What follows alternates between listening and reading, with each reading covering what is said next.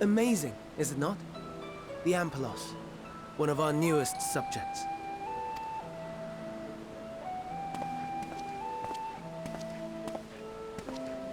So, how are we coming along?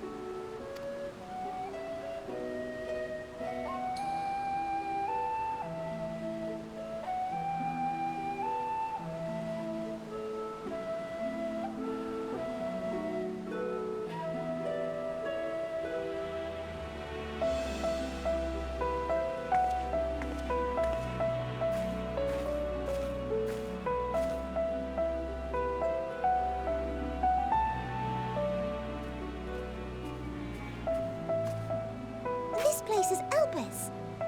Those flowers. Elpis. Entelekis. Like me.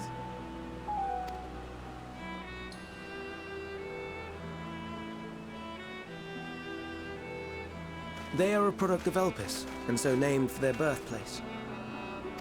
A happy accident, born of the hands of a former researcher who loved beautiful blossoms.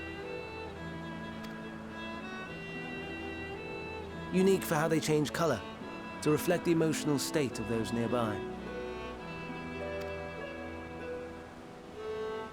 Though be it here or elsewhere, they are seldom seen in any hue save purest white. Reflect the emotional state, you say? By what means do they achieve this? In creation, there exists an energy wholly apart from ether, one driven by emotions. In like manner to how we manipulate ether, this flower is subject to the influence of said energy.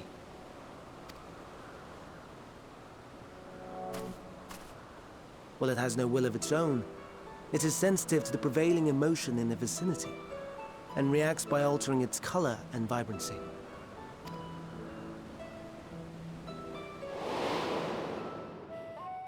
Akasha? It is one of the unseen energies defined by Harnish alchemical theory. Though a gross oversimplification, some describe it as an essence influenced by feeling.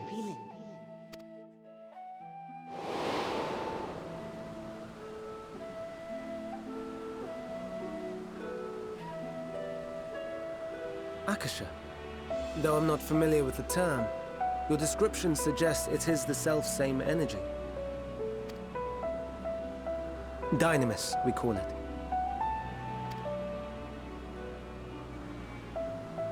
And those entities like the Elpis flower that have the ability to interact with this energy, converting emotions into tangible phenomena, are Entelekis. That's me! That's me! An Enteleki! That you are, my dear. And no ordinary one at that, but the first possessed of free will.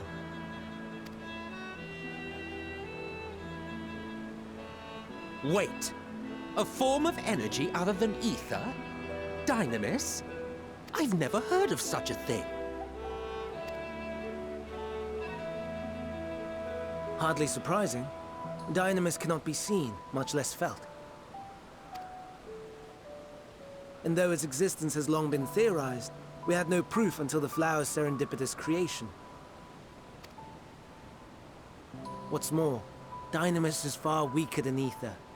Under normal circumstances, its effects are drowned out by the latter. On account of which, beings comprised of and reliant upon the ether, like you and I, are unable to make practical use of Dynamis. 'Tis a truly esoteric thing, known to but a select few scholars. Intriguing. Then, given the limitations you described, why create Neteon?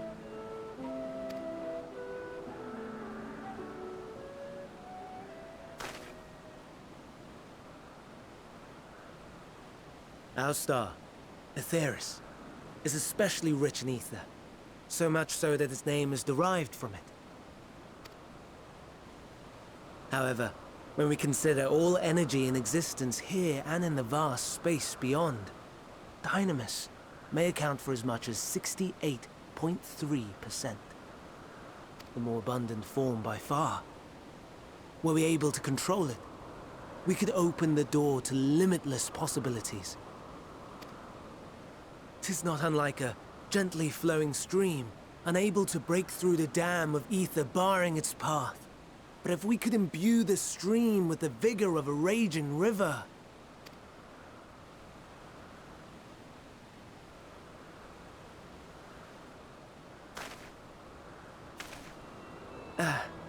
Not that I have such grand ambitions.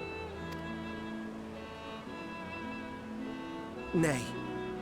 I merely wish to create a being that could traverse the great expanse.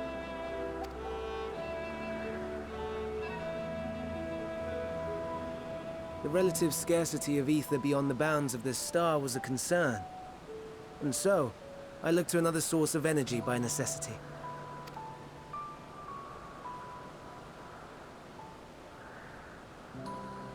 That being Dynamis.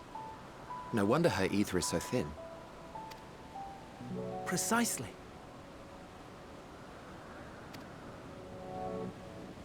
Yours is thin too.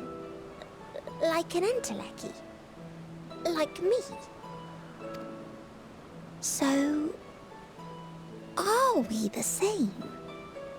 Entelekis.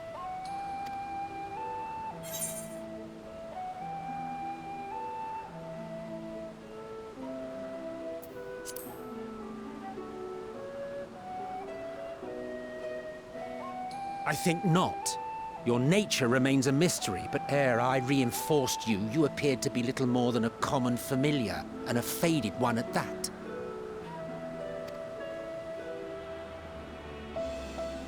A deficit of ether alone does not an Enteleki make.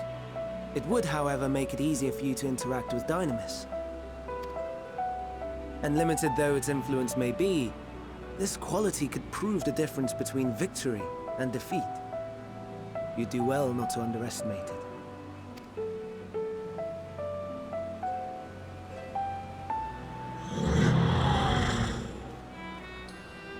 Oh dear. I'd forgotten about the poor fella. You must excuse me a moment while I go and verify a few more things.